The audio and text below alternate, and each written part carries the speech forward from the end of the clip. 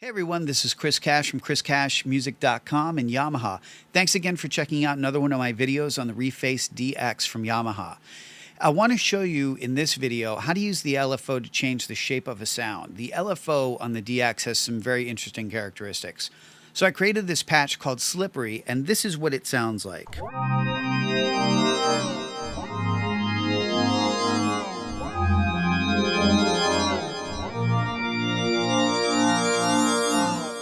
So notice the sound kind of scooping up and then sliding out. I think that's a pretty cool effect.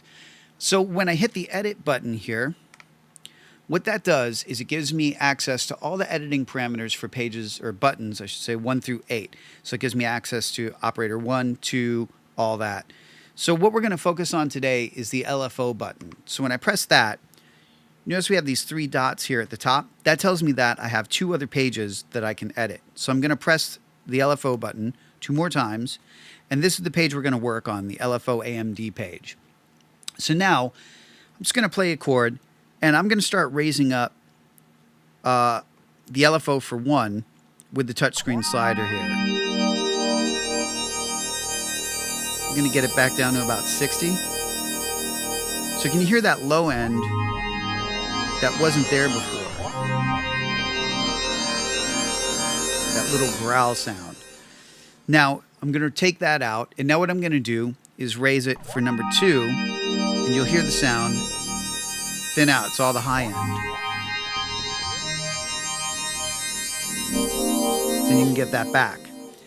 Now, I'll do the same chord, and if I start raising it on operator 3, you're going to hear the high end go away, and you're just left with a warm, smooth sound. Now you can hear a little bit of that in the beginning, which I also think is a cool effect. Now, if I raise it on 4, this is kind of what I consider to be more traditional LFO type behavior, where it's going to rapidly modulate the sound.